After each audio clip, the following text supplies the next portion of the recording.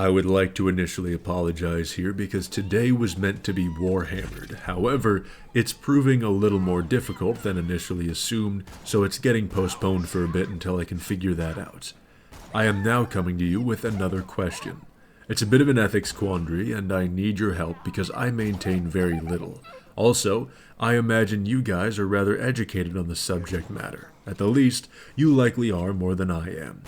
The question here is a bit of a two-parter, with several addendums after the two.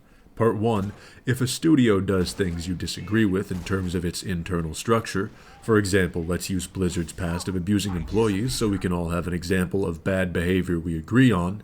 If a company engages in activity you disagree with, but they make a product that you greatly enjoy, what do you do? That's not rhetorical, by the way, that's the big question that I would like answered.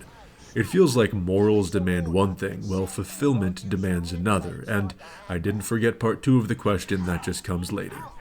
The reason I bring this up at all is Obsidian Entertainment and Outer Worlds 2.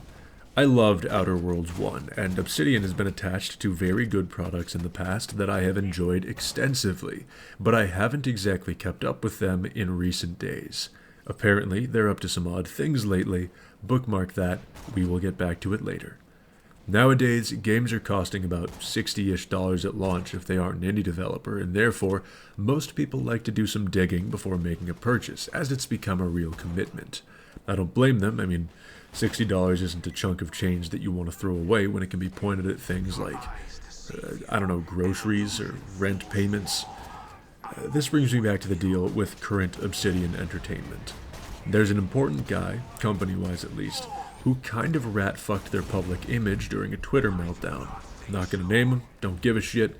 This led to further scrutiny and people discovering there's a less than zero chance that they were engaging in racist hiring policies. So naturally, you can see where ethics makes a face-off with entertainment here. So some guy threw a temper tantrum on social media. That's just Tuesday. Who gives a fuck? It didn't end up changing the games in any way. Well, as it turns out, it was victory seething in a sense. Apparently, he had features put in the game for the explicit purpose of upsetting certain players. Now, I tell you what, I'm not a developer, nor am I a lawyer, so I am untouched by the hiring practice thing. Although I don't agree with it, if true, it's not totally corroborated, so I'm not jumping on it. But I will tell you what else. I most certainly am a game consumer, and when people in the company capable of change alter a game's direction for no reason other than spite, that ain't good. Even if you think those folks that they made angry should be upset, it still ain't good. Because nobody knows whether or not they will end up fitting into a community facing said spite in the future. Nobody wants to get winged by all this dumbass tribalism simply because they fit the wrong demographic. Which brings me to the second part of that question from earlier. What the fuck do we do? Now you may notice it was the same question for both parts, but they had different setups. This is because I think they have different answers. On one hand, there must be a solution for the immediate complications. As of right now, the best I can provide you with is this. You weigh your enjoyment of the product with your grievances about the creators should you face this issue. Another example. A big fit was thrown over a game having people select pronouns on the avatar customization menu. If that were something like, Skyrim, for me, I wouldn't give a fuck. I would only care if it's something I had to prompt into every conversation and it got annoying. But I want to know, since I think you're a good sample size, is that something that you would dump a game over?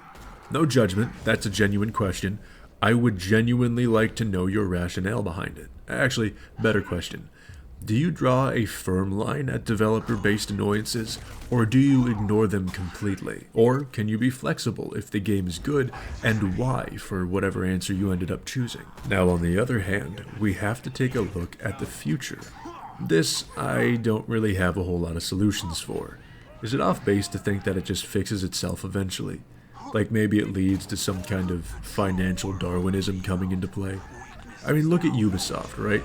They should be proof positive that company funding or size can't beat dumbass managerial decisions, but then again, we can just look even higher and see something like Sony or Microsoft, so maybe not so much. Now, I feel as if someone shouldn't lose their job because they upset a few people, but I don't see why they should be kept around if they were instrumental in creating a product that failed to make a profit and alienated their user base. But, there's an issue with my logic there too, because that process would financially punish certain viewpoints and stifle creativity. If that occurs, game developers will always play it safe, and everything becomes a Call of Duty reskin. So again, in a different regard, what the fuck do we do? Is there a definite solution that exists in the first place? Is there a line that should be blurred or a double standard upheld? I don't know, and I would genuinely like to hear your input on the matter. Now, I don't think the move is fire someone as soon as they face backlash. I think that leads to the possibility of a vocal minority who don't represent the interests of the gaming community dominating the space with their opinions. Opinions that aren't representative of gamers as a whole, but then again, you get another problem in the minority not having their voices heard or views represented. I think we can agree that anyone should have a place in gaming so long as they aren't trying to infringe upon others, and I think that everyone deserves to have games that resonate with them on a personal level. Hell, I wouldn't be where I am today if not for Borderlands 2 and the content therein. But fuck if I don't think some takes are better left to grandpa and your niece bitching over at Thanksgiving instead of ruining video games. I don't know, man. What say you about the matter? Is there a compromise that exists here, or is the move copy what works and just disregard the niche interests? The longer time ticks on, the more it seems that Sony and Microsoft are chomping up all of the other smaller game studios and stealing their IPs. Just like the fluorescent-skinned everything eater that the Mayans sacrificed babies to, they are roving the landscape, consuming everything that they can. And their intervention often seems to be when these studios begin to decline, if not just get crushed outright.